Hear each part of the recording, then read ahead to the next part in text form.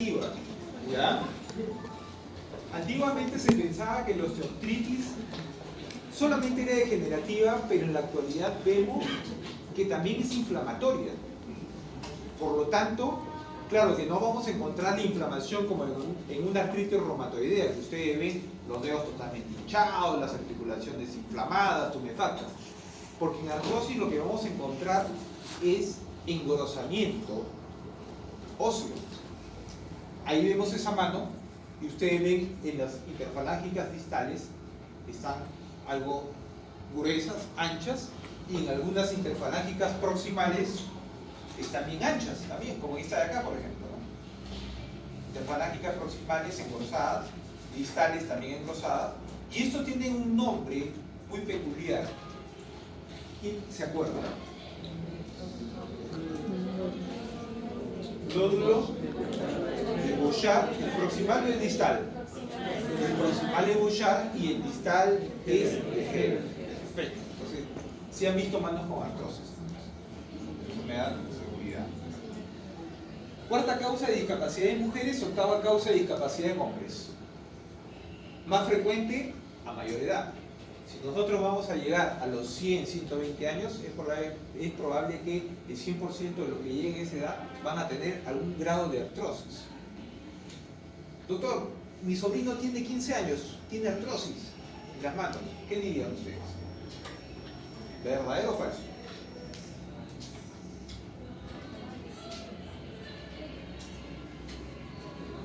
¿Quiénes dicen que es verdadero? Que levanten la mano. 15 años y va a la consulta médica y el médico dijo que tiene artrosis su sobrino, 15 años de edad. Uno. Que sea un deportista. Vale la observación. ¿Quién dice que es falso? 1, 2, 3. Los demás no saben opinar. 4. Los demás no saben opinar. 5. Los procesos degenerativos generalmente ocurren a mayor edad y tienen mucho que ver con la actividad que se desarrolla. Es cierto que si yo tengo una actividad que, por ejemplo, como un niño que es inválido y que tiene que caminar con las manos, la actividad que desarrollo probablemente va a degenerar una artrosis rápida a nivel de dedos. ¿Entienden?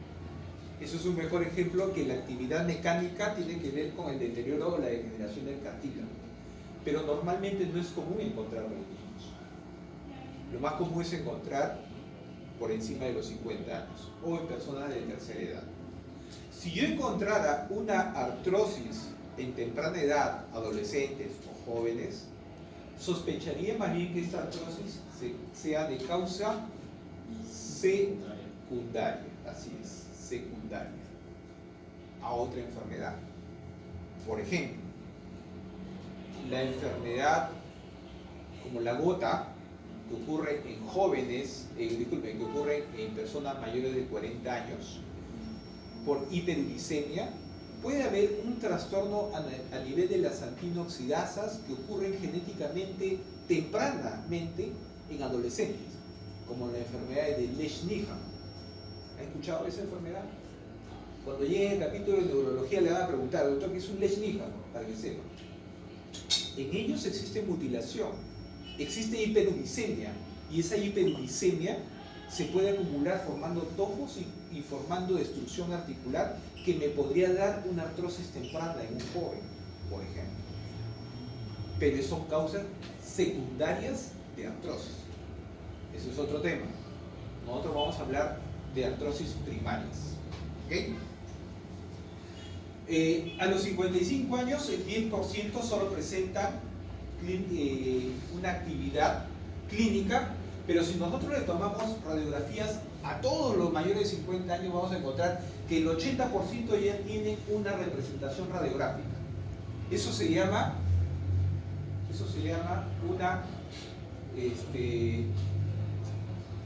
tiene un nombre, cuando no hay una congruencia clínica radiológica de acuerdo a los hallazgos en el paciente. Entonces, radiológicamente puedo encontrar artrosis, pero clínicamente el paciente está asintomático.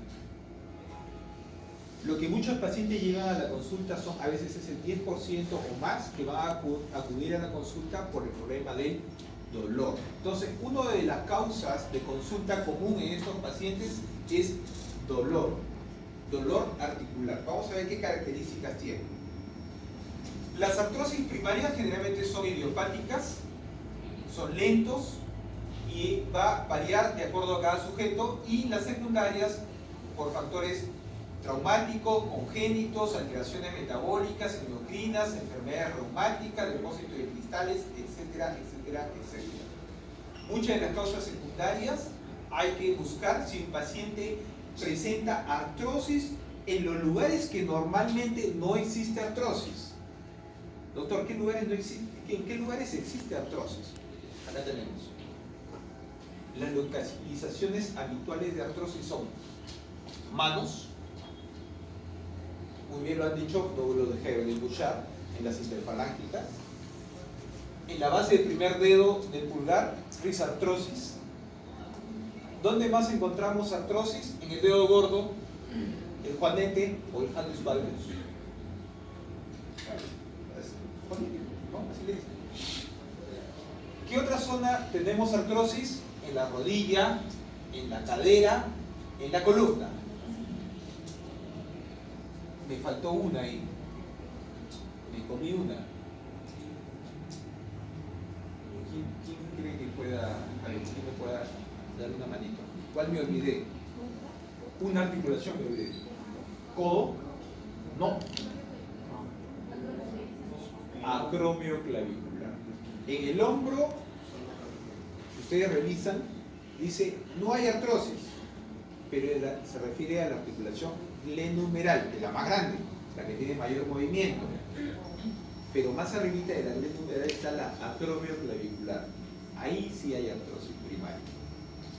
¿Okay? Entonces, si viene la pregunta en el examen, ¿existe artrosis en el hombro? Sí, pero en la acromioclavicular, no en la glenumeral. Por lo tanto, si encuentro artrosis en codo, en muñeca, en tobillo, donde ven la glenumeral, probablemente esa artrosis sea secundario a otra causa. ¿Ya? No estamos hablando de la artrosis primaria. Acuérdense, manos, rodillas, cadera y columna. Acromioclavicular.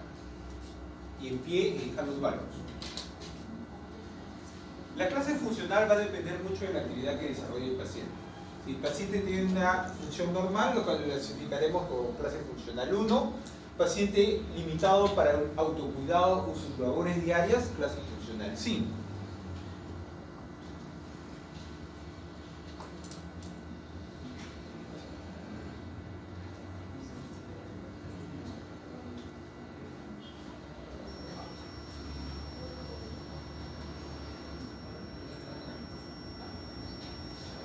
Si tenemos una articulación, podemos identificar algunas estructuras importantes. Cartílago articular, zona donde va a ocurrir la artrosis. Membrana sinovial, zona donde va a ocurrir, ¿qué va a ocurrir aquí? Las artritis. Perfecto.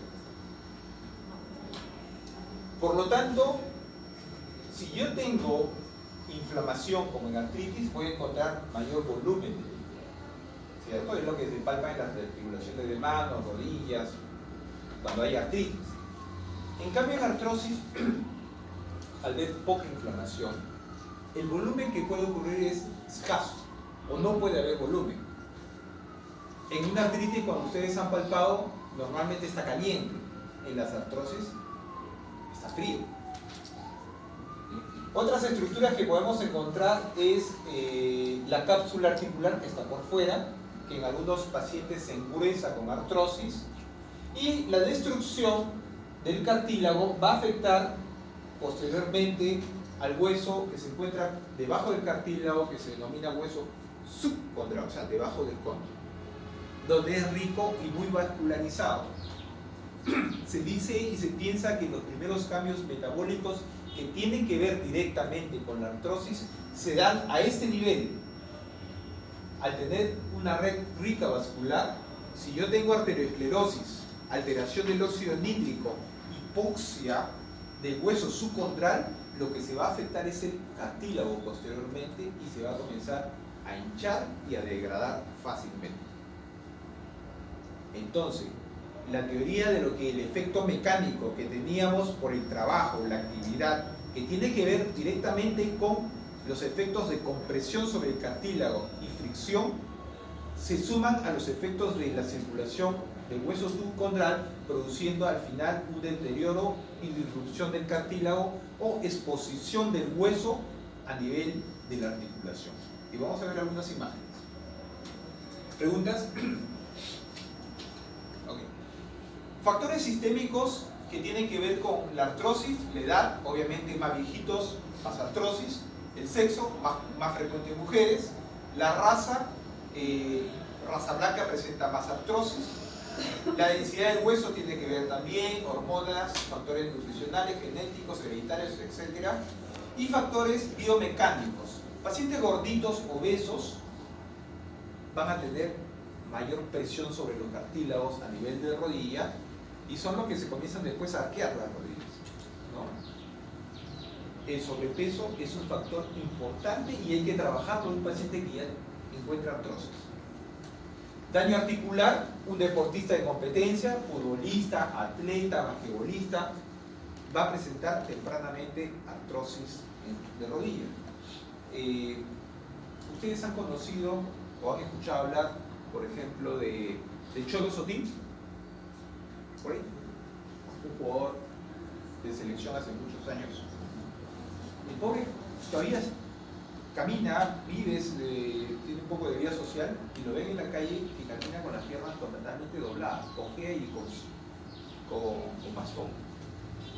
Tiene una artrosis muy avanzada en rodilla. Y muchos futbolistas, si ustedes hacen rememoranza de todos los grandes futbolistas, muchos han terminado en silla de ruedas.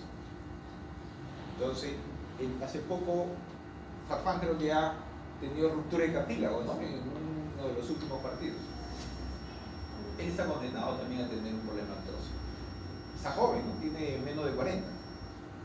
Entonces, en ellos sí es otro tipo de daño que ocurre.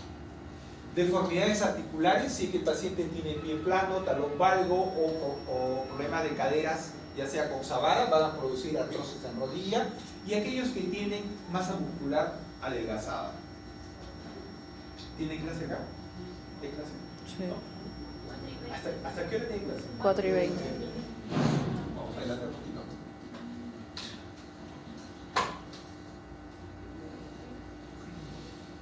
El cartílago tiene una capa superficial, intermedia y profunda. De ello va a depender la cantidad de condrocitos, de agreganes y de colágena dentro de la composición normal del cartílago. Existe primero el estímulo mecánico de presión. Esto a través de mecanotraductores en una expresión genética va a inducir regeneración y por otro lado degeneración. Si es regeneración va a tratar de formar mayor síntesis de colágena y proteínas como agreganes. Y por otro lado, en la parte degenerativa va a haber destrucción por estimulación enzimática y apoptosis celular de los condrocitos, por lo tanto menor producción de matriz cartilaginosa. Estas fuerzas mecánicas a nivel condrocito pueden producir procesos inflamatorios como interleuquina 1, por ejemplo, interleuquina 1, factor transformador beta, va a haber estimulación de interleuquina 6, factor de necrosis tumoral, parecido a lo de la artritis reumatoidea, ¿no? Cuando vemos más o menos la fisiopatogenia, pero en menor volumen, causando por un lado estimulación de otros macrófagos, o sea mayor inflamación, y los factores de estimulación, la formación de hueso o osteofitos. Por otro lado, este mismo condrocito por actividades mecánicas, derivación de agreganasas y estimulación osteoblástica para la producción de metaloproteasas que tiene que ver directamente con la destrucción o degradación del cartílago articular. En otras palabras, la lesión a nivel del condrocito va a alterar la matriz bioquímica, va a disminuir, va a aumentar, disculpen, la presencia de agua dentro del cartílago y va a disminuir los agrecanes, produciendo un resquebrajamiento y degradación del cartílago, desprendimiento de cartílago, exposición del hueso subcondral, ingreso de la matriz o de líquido al hueso, produciendo quistes óseos, por un lado, o proliferación y condensación ósea, produciendo osteofitos, o por otro lado, fricción y pulimiento del hueso, conllevando a desprendimiento óseo y ratones o fragmentos articulares libres dentro del líquido sinovial o condensación ósea. Paciente con artrosis no te dice, doctor, vengo por artrosis. Todos te dicen, vengo por dolor. Dolor y además vienen por rigidez. Puede haber algo de inflamación, deformaciones, dificultad para caminar, inestabilidad, y clínicamente a la inspección vamos a encontrar crepitación, vamos a encontrar movimientos articulares limitados, hinchazón, deformidad, inestabilidad y dolor en la articulación y engrosamiento de la articulación. Por ejemplo, mando con artrosis, que muy bien lo saben, Heberden, Bouchard. Acá en la base tenemos la risartrosis. Pruebas que nos ayudan para el diagnóstico de laboratorio. Hasta el momento no existe ningún marcador de laboratorio que nos diga que un paciente tiene artrosis. ¿Ok? El diagnóstico es básicamente por imágenes y también puede ser clínico. Por lo tanto, el hemograma va a ser normal. ¿Qué me dicen de la velocidad y la proteína C reactiva? ¿Algún comentario? ¿Normal o elevada? Normal. ¿Sí? Ok. Vamos a encontrarlo normal. Perfecto. Perfil bioquímico no me ayuda, perfil tiroideo no me ayuda, pero lo pido para descartar alguna enfermedad secundaria.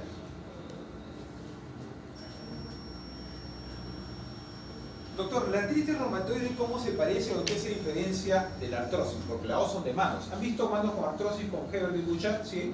¿Han visto manos con artritis reumatoidea también? ¿En la práctica? Perfecto. Diferencias fundamentales que podemos ver. La edad, para empezar. Artrosis, mayores. Artritis, jóvenes. Rigidez. ¿Cuánto es el tiempo de rigidez en artritis reumatoidea? 2 horas. ¿Y nada más y nada menos? 1 hora.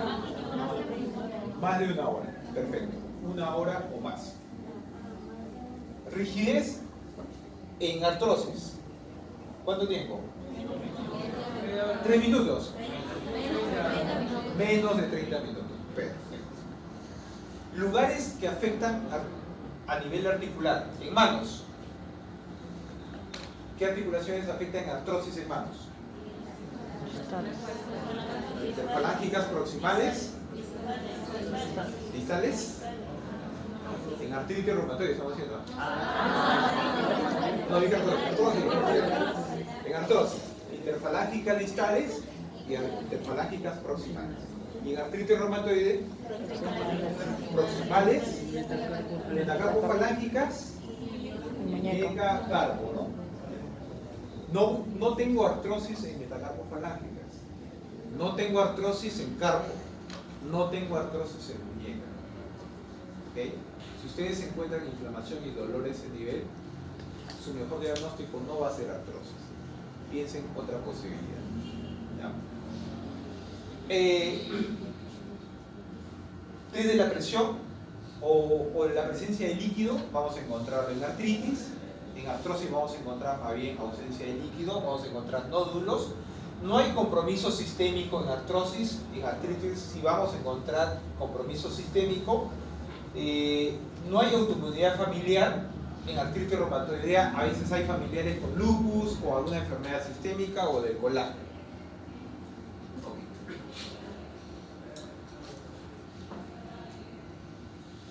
Radiográficamente sí tenemos algunas características importantes, y es que tenemos que ver el espacio articular, que es donde está el cartílago, lo que nosotros denominamos pinzamiento articular. El pinzamiento también es una característica importante para diferenciar entre artritis y artrosis. ¿Cómo es el pinzamiento en artritis? ¿Es simétrico o asimétrico? Simétrico. Simétrico. Perfecto. Porque la artritis, al tener inflamación de toda la articulación, todo se va a lesionar de forma igual. Por lo tanto, el pinzamiento es simétrico. Y en artrosis, el pinzamiento, por lo tanto, será asimétrico. Vamos a encontrar una parte pinzada y una parte normal, o casi normal.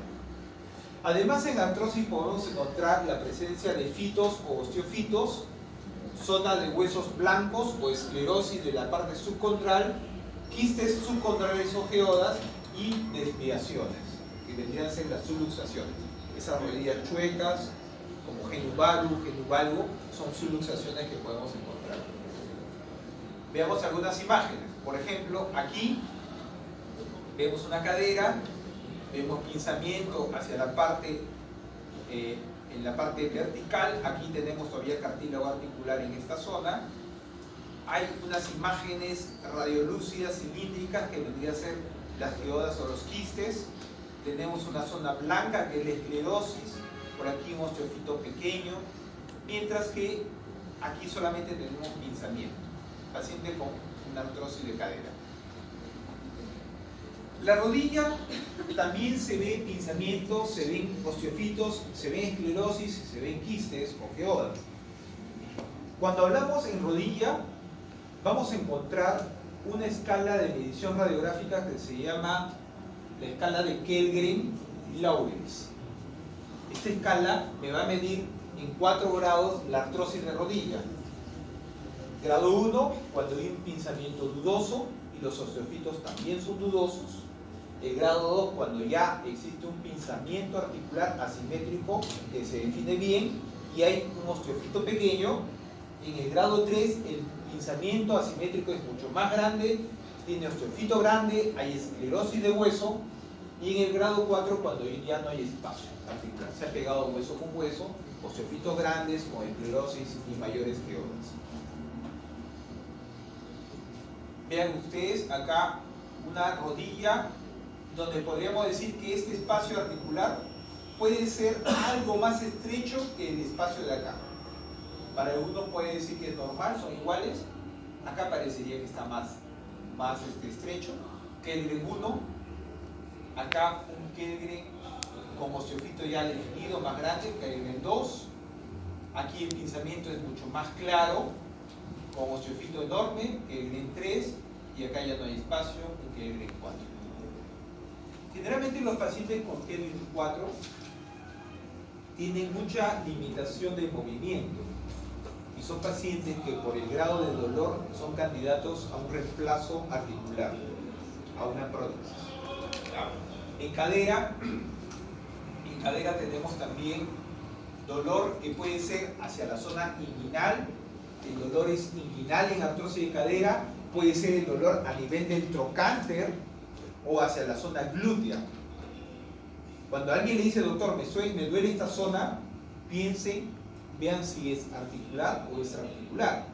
Porque si es en la zona glútea, puede ser el glúteo medio, glúteo menor, puede ser el músculo piramidal, puede ser la abducción trocantérica, lo que me está causando dolor, y no necesariamente pensar en artrosis.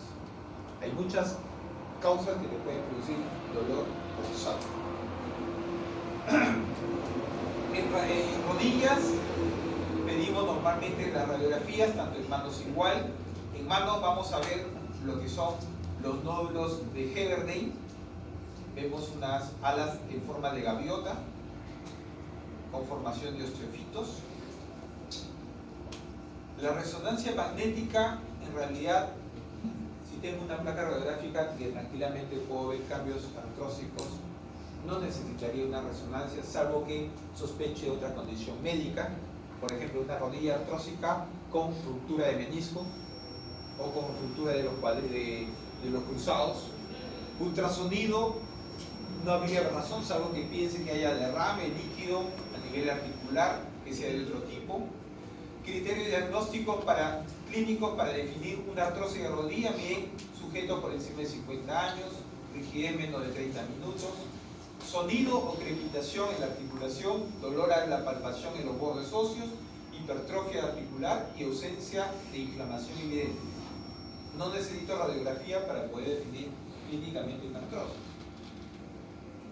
Igual para lo que es cadera, dolor más osteofitos en la radiografía. Acá sí es un poco complicado, necesito la placa, una velocidad normal y radiográficamente una disminución del espacio coxofemoral.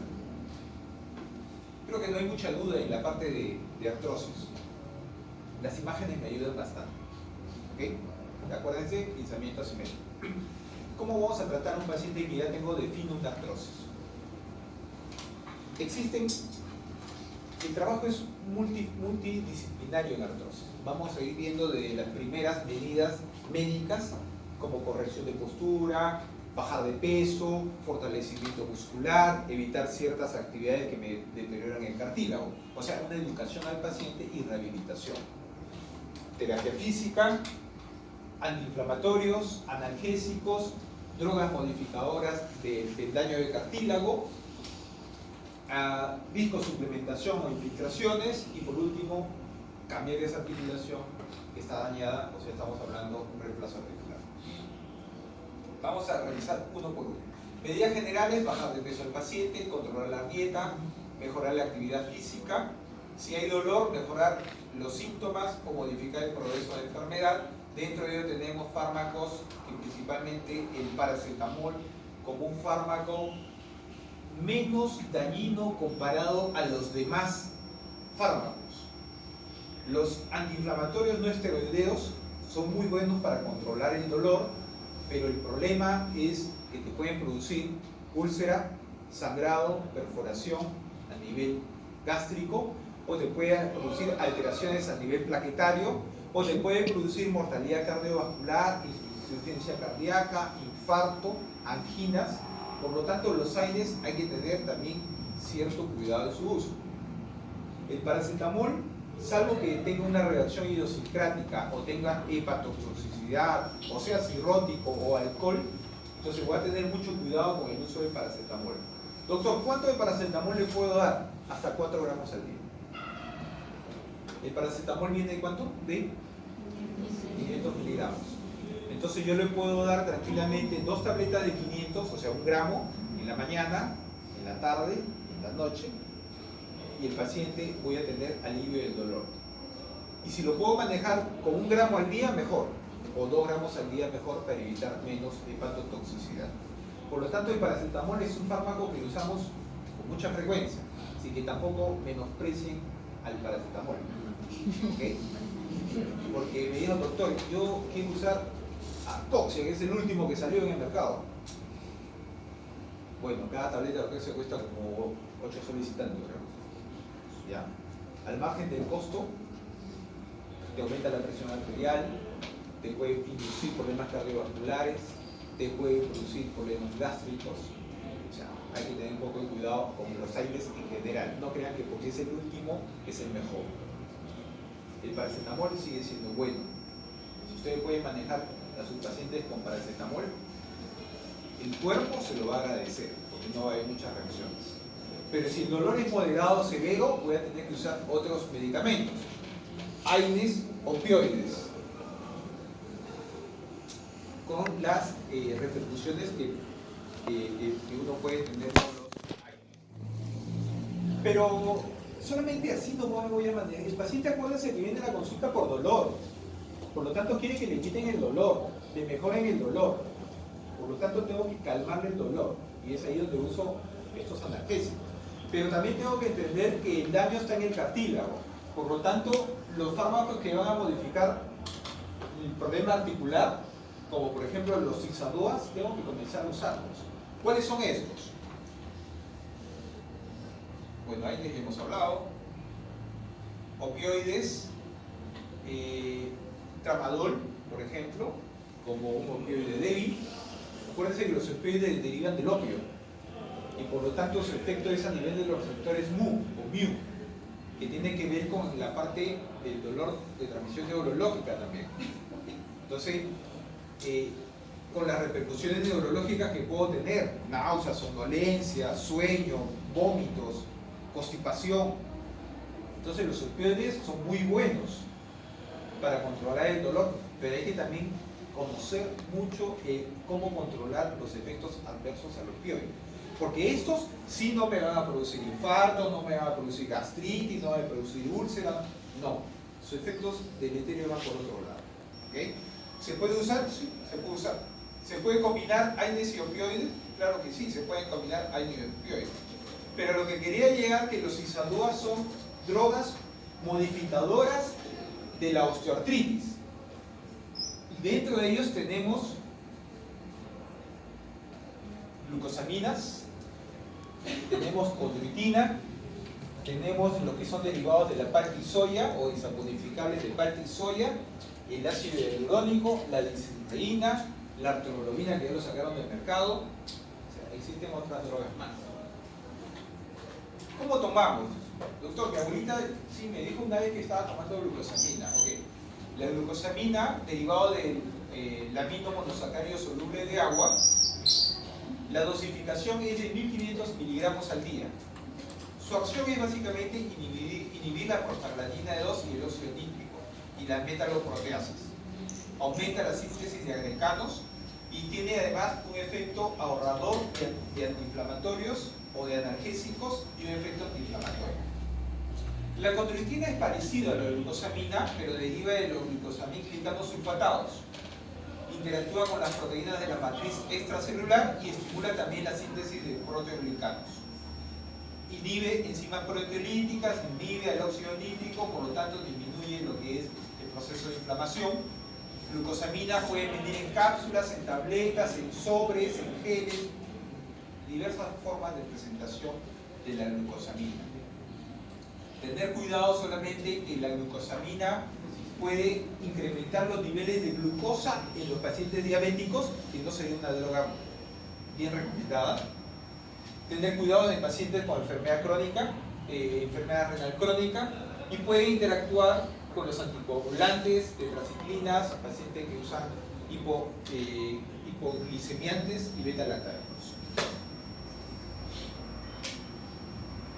Doctor, si me como 2 pastas al día, ¿me estoy ayudando a mi rodilla? Puede ser. Puede ser. Porque existen moléculas derivadas de la palta que tienen un efecto protector a nivel de cartílago. Los que son los insaponificables de la palta y soya.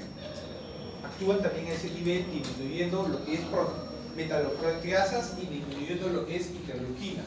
Y estimulan la síntesis de colágeno. Corticoides no es lo ideal usar acá. Acuérdense que no hay inflamación. Corticoides no se usa. Doctor, pero a mi abuelita una vez le infiltraron. Sí, perfecto. Solo en situaciones de dolor agudo o aquellos que tienen inflamación articular, la infiltración con corticoides sí le puede dar un beneficio adicional. Y infiltramos las articulaciones que hemos mencionado. Tenemos triamcinolona, betametasona, metilprednisolona de depósitos que pueden actuar muy bien en la articulación. Pero doctora, a mi abuelita le dijeron, no, infiltración no es con corticoides, es con otra cosa. Viscosuplementación. Ácido hialurónico, viscosuplementación, se deposita en la articulación, se deja ahí, actúa por lo menos 3 a 4 semanas después de la aplicación. No tiene un efecto antiinflamatorio inmediato, pero sí tiene un efecto de mejorar la viscosidad del líquido articular y mejorar el dolor a largo tiempo. Tenemos, por ejemplo, hay varias marcas en realidad, Yalgan, Siliguan, que normalmente lo aplicamos en estadios grado 2, grado 3, porque los estadios más grados, de 4 por ejemplo, son generalmente quirúrgicos. Otros tratamientos que hay que tener presente es, yo no hago nada si me centro y veo solamente la rodilla que está afectada y no me doy cuenta que el abuelito, el cuádriceps está totalmente atrófico, que las pantorrillas o los gemelos están atróficos, o los ligamentos que tiene la rodilla están inestables. No hago nada usando todo este arsenal terapéutico si es que no mejoro la masa muscular o mejoro la estabilidad articular en ellos. O si no mejoro la obesidad que pueda tener el paciente o el sedentarismo.